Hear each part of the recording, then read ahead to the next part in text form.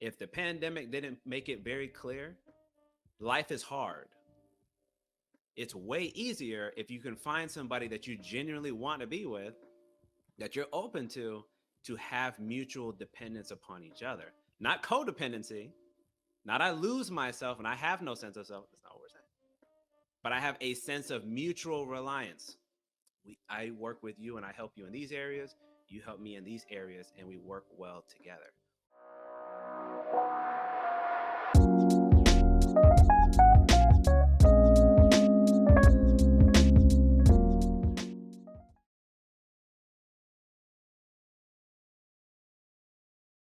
And Interesting. it's okay if you don't have a clear answer. Just we're just talking it through because I think it's important to entertain this topic.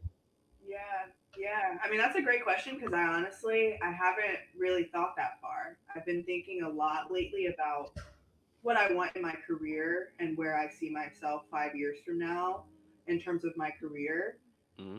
But I haven't really thought much broader, primarily because it's really hard to say. I think you're totally right about you. It takes a decade to feel like who you really are. Mm-hmm. I can't remember if I told you this whenever we first spoke, but for my Yeah. 25th birthday, I went on a solo trip for the Oh, first okay. time by myself. And I've traveled by myself before, but always to a destination to meet people. This Yeah. was my first time going to a destination just to be there by myself. And I went to the Florida Keys.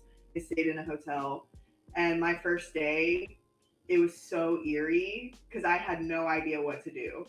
Right. Without the distraction of having a home to take care of or work to do, or I was like, what am I going to do? How am I going to spend my time? I had no idea. And it was such a weird feeling. And it really opened my eyes to how much there is still for me to know about myself. Like I'm Yeah. on vacation with all the freedom in the world and I have no idea what I want to do.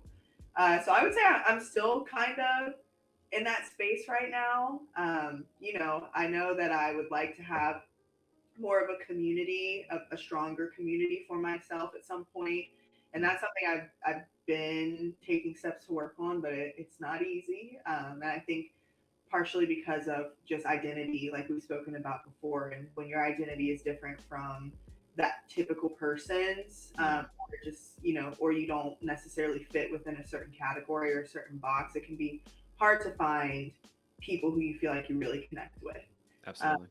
so I'm kind of thinking out loud to answer your question, and I feel like I've arrived at the point of, when I'm settled in my career, the next step for me would definitely be community, Okay. and not, in kind of a broader sense, whether that is a really good group of friends or a really strong professional network or a really loving relationship. Ideally all of those things. Ideally that would Sure. be my whole Sure. community, Sure.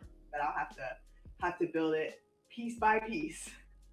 No, absolutely. I couldn't agree with you more. I think that's the tricky part about this, and I've tried to, even my own thinking has evolved on this a bit because I didn't have always the best examples of what to look for and how to determine what that future really would be. Because like you said earlier, we're in the driver's seat, so we're determining to a certain degree what the outcome is going to be. No, obviously not about other people. We don't necessarily influence or control them, but whether we want to maybe be with a certain person, if we don't put ourselves out there, we'll never know.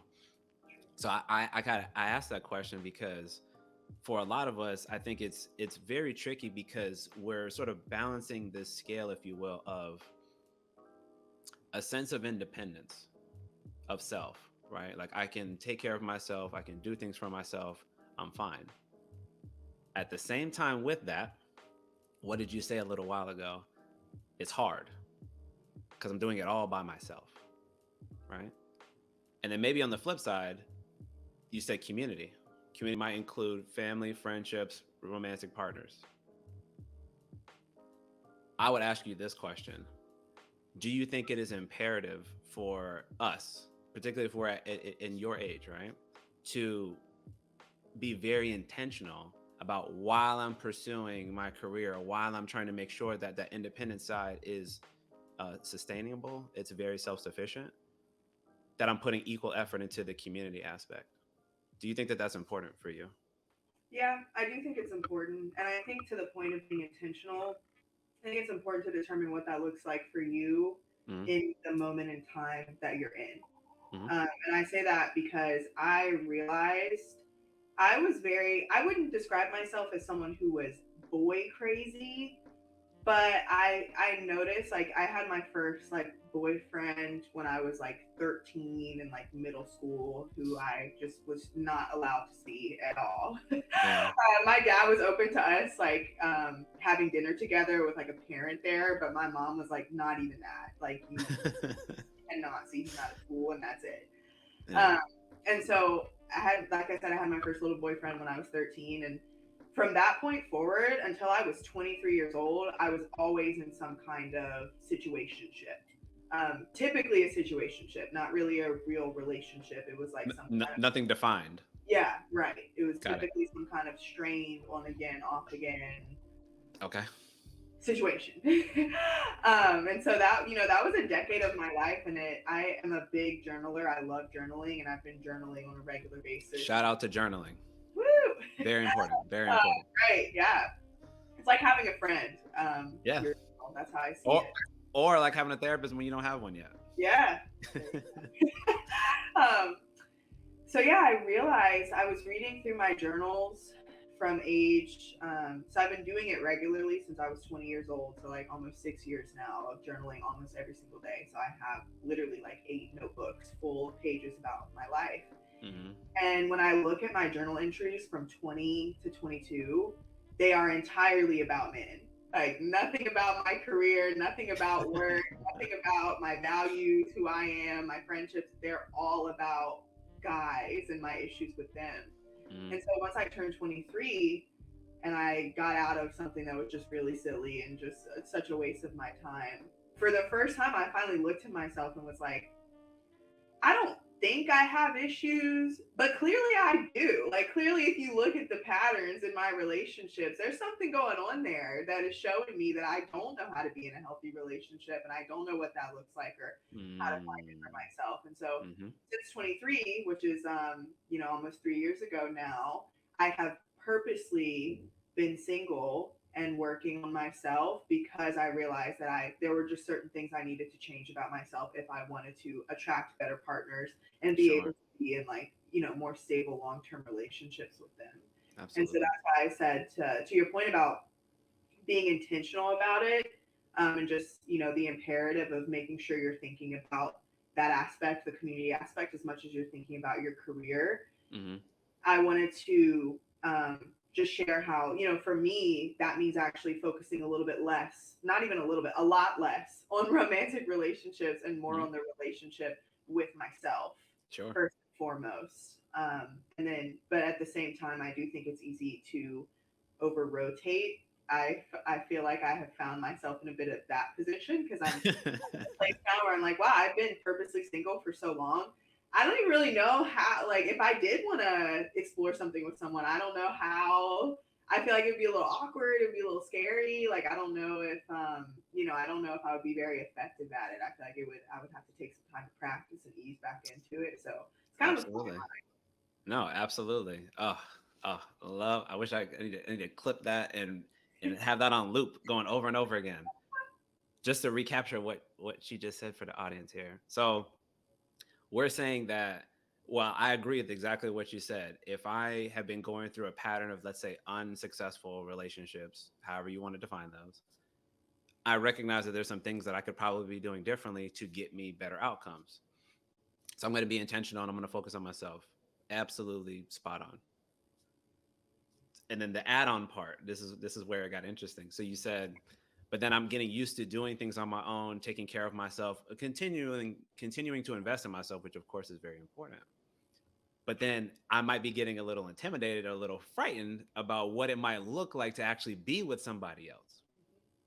I find that to be very interesting because this is almost the crux of an issue that I didn't realize was happening, but the more I'm talking to people, the more I think it is becoming a real issue.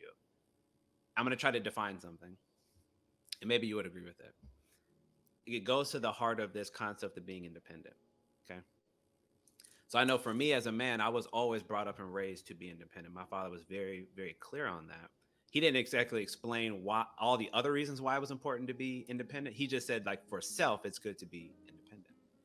I have come to understand as I gotten older that if I want a romantic partner, I need to be able to be independent so that she can feel comfortable to depend on me. That was not explicitly told to me, but I understand that now. The reason why I bring that up is because I want to present this concept of interdependence. When I say that word, what I mean is that let's use you and me for an example. So you're clearly an independent person. You take care of yourself. You provide for yourself, right? You talked about that up to this point. I do the same. If we were to be in a relationship, the way that it would look is that we are both making a conscious decision to rely on each other. It is not to say, I need you to do all these things because I'm incapable, I'm incompetent, right? That's not what we're saying. It's saying, I choose to work with you. Why? To go right back to what Shelby said in the beginning, because it is easier. Because life is already hard enough to do it by yourself. And when you're young, you have less responsibilities. As you get older, you get more responsible. Mainly, you get more things, which means you have more bills, right? More things to be accountable for. So then I would ask the question, when we maybe are being so built to be independent, which again, I'm not saying is a bad thing, but if that makes us lean so far into this direction where we get intimidated to go actually just try to be with somebody, healthy relationships, of course, but to be with somebody, why are we not talking about this idea of choosing to rely on somebody, not because it makes us less than, not because it makes it appear that we don't know what we're doing. We've already demonstrated that, right? We've already proven that we can do that. So it doesn't take anything away to say, oh, I choose to be in a relationship, or I choose to be married, or what have you. It goes to the heart of what you were talking about. It's easier. What do you think about that concept? Yeah, I do think it makes a lot of sense to me. And when you said the word interdependence, I immediately thought of my parents and their system and just the way their interests and their strengths complemented each other really Yeah. well. Even if it didn't fit into typical roles, it was just my mom had her personality and the way she liked to do things. My dad had his, and they worked well together. Yeah. But I definitely agree with you. It's not something that's discussed very often. I don't feel like I've ever, seen a headline about relationships or a tweet about it or anything like that. Yeah. So yeah, I would say it's a concept that makes perfect sense, but I agree with you. It's not typically the way I think we discuss relationships or even necessarily how we think about them. I've Yes. just now been able to grow to a place of maturity where I'm intentionally, when I'm writing in my journal about, maybe I have a crush on someone or I'm interested in someone, and I have written kind of qualities that I want in a person, like my non-negotiables, and then also Mm-hmm. that are kind of nice to have. And I like to, when I have a crush on somebody or maybe I'm chatting with someone, I like to go look at my criteria list and measure them. Mm-hmm. And a lot of times I'll find not quite there. So it's like I appreciate it because it makes me, number one, it gives me more perspective on how I used to date before I had my criteria, and it was kind of just like, am I attracted to this person? Okay. And Right. now that I'm a little bit older, I expect more, I think about more, and I'll definitely add just this concept of interdependence. Like, could I see myself being comfortable relying on this person? Could I see myself Yes. being this person? Could I see what this person brings to the table, complementing what I bring to the table? That is definitely something I'll add now because of this conversation. So, Good. No, I love that because I see us like when I have these conversations, and when I mean these conversations, I don't just mean these interviews. I mean talking to just people and even clients that I work with. I hear so much fear. Like that's like the main thing I gather when I hear people talk about this stuff is like, I do this because I'm afraid. What if, like, we're waiting for people to pull the rug out from underneath us? Now, I understand that is scary. I'm not minimizing that feeling at all. That's absolutely a fair feeling to have. But if I operate my life like that, we can extrapolate that out to our entire life, actually. If I take that disposition towards relationships, how do you think that impacts every other type of relationship that I have? If I'm so afraid to be with one person, to have a certain level of reliance, again, a choice, but a certain level of reliance on them, why would I not take that sort of disposition towards that type of relationship and apply it across the board? I might not rely on my friends. I might not rely on my family. I feel like I got to go through life by myself. Because again, I'm independent, right? Everything's about me. But what is the whole point of why we're making this discussion? Because it is hard. If the pandemic didn't make it very clear, life is hard.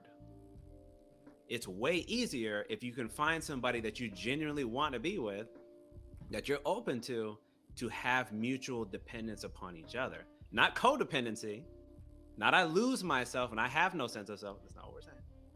But I have a sense of mutual reliance. I work with you and I help you in these areas. You help me in these areas and we work well together. Why can't that be more of the conversation? As opposed to this, I'm afraid to do this because what if he leaves? What if she does this? We don't get anywhere if that's the way that we look at things. That's a great way to be by yourself, probably for the rest of your life. Mm-hmm.